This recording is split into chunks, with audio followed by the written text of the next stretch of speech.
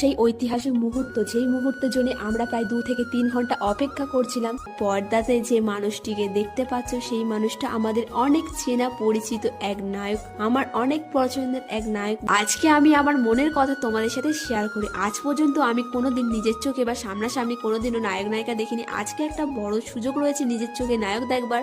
সবসময় তো ফোনে দেখেছি, টিভিতে দেখেছি, আমি যে নিজের চোখে দেখতে পাবো এটা প্রায় কোনোদিনও ভাবিনি। আর আমি কিন্তু চলে এসেছি আমাদের এই যে ক্যানিং ব্রিজটা কত সুন্দর। তোমরা অনেকেই জিজ্ঞাসা করো যে আমার বাড়ি কোথায়, তো আমার বাড়ি ক্যানিং সুন্দরবন। আর এখন কিন্তু আমি গাড়ি থেকে নেমে হাঁটতে হাঁটতে চলে গিয়েছি। এই যে তোমরা তো অবশ্যই দেখে বুঝতে পারছো আজ আমি কোথায় এসেছি। আমি যখন এসেছিলাম তখন অনেকটা খালি ছিল, তারপরেই কিন্তু গ্যালারি একদম লোড হয়ে গিয়েছিল। দেখো প্রচুর পরিমাণে লোক ছিল। তারপরে এখানে যখন প্রচুর পরিমাণে দর্শক হয়ে যায় ওদের সময় মতো ওরা কিন্তু ঝুমুর নাচ শুরু করে দিল।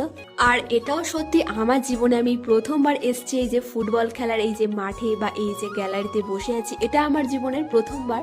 এর আগে আমি কোনোদিনও এইভাবে আসিনি। আর এখানে এসে আমার বড্ড পা ব্যথা করছিল, কারণ একটানা আমি 2 থেকে 3 ঘন্টা বসেছিলাম। আর বসে থাকতে থাকতে আমার প্রায় খিদেও পেয়ে গিয়েছিল। এখান থেকে প্রায় 10 টাকার নিয়ে নিয়েছিলাম চানা। আর আমি এটা ভেবে অবাক হচ্ছি, কারণ 10 টাকার এইটুকু চানা দিয়েছিল, কারণ আমি বাড়িতে বানালে প্রায় অনেকটা করে খাই। আর এখন কিন্তু সেই ঐতিহাসিক মুহূর্ত, যেই মুহূর্তের জন্য আমরা প্রায় 2 থেকে 3 ঘন্টা অপেক্ষা করছিলাম, অবশেষে সেই সময়টা চলেই এলো। পর্দাতে যে মানুষটিকে দেখতে পাচ্ছ সেই মানুষটা আমাদের অনেক চেনা পরিচিত এক নায়ক, আমার অনেক পছন্দের এক নায়ক, দেবদা। যে মানুষটিকে সবসময় আমি ফোনে টিভিতে লক্ষ্য করতাম, খেয়াল করতাম, ফলো করতাম, সেই মানুষটিকে আর চোখের সামনে দেখতে পাচ্ছি। এছাড়া এক স্বপ্নের দুনিয়ায় হারিয়ে গিয়েছি। মনের মধ্যে যে কি পরিমাণে আনন্দ খুশি হচ্ছে সে একমাত্র আমি জানি। যেহেতু আমরা অনেকটা দূরে বসেছিলাম তাই একটু জুম করে তোমাদেরকে দেখালাম। যেহেতু আমার ফোনের ক্যামেরাটা অতটাও ভালো না, তো শুধু আমি ক্যামেরা বন্দি করছি ভিডিও করে। নিজের চোখে দেখে যে মন শান্তি করছি সেটা কিন্তু অনেকটাই। আর এখন কিন্তু এই যে বড় মাঠটা দেখতে পাচ্ছ, চারদিকে কিন্তু দেবদা ঘুরবে বল নিয়ে। কিন্তু সত্যি সত্যি দেবদা কিন্তু মাঠের মধ্যে লেবে গিয়েছে। এই যে চারদিকে কিন্তু মাঠ পরিদর্শন করবে। আমরা দর্শকরা কিন্তু প্রচুর পরিমাণে আগ্রহী ছিলাম যে কখন দেবদা আমাদের দিকে আসবে, কখন আমরা হাই করব, কখন নিজের চোখে দেখতে পাবো। সত্যি কিন্তু আমাদের দিকে আসছিল, আমরা সবাই হাই করছিলাম। আর মাঠের চারদিকে যে সমস্ত লোকগুলো দাঁড়িয়েছিল তাদের সবার সাথে কিন্তু হাত মেলাচ্ছিল।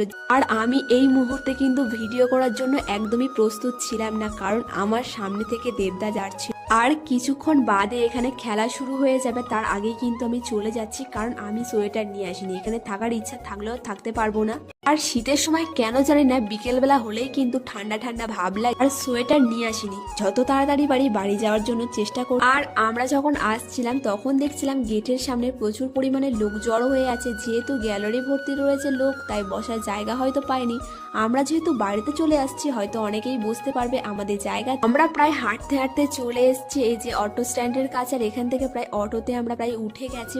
তোমরা যদি কোনোদিন সুন্দরবনে আসো তাহলে কিন্তু এটা লক্ষ্য করবে আমার প্রাণের শহর ক্যানিং। এখানে বড়ভাবে লেখা আছে। আমার তো এটা খুবই ভালো লাগে। আর আমার এই বড় ভিডিওটা তোমাদের ভালো লাগলে সাবস্ক্রাইব করতে একদমই ভুলবে না। এই দেখো আমরা কিন্তু ক্যানিং ব্রিজ ছেড়ে চলে আসছি বাড়ির দিকে।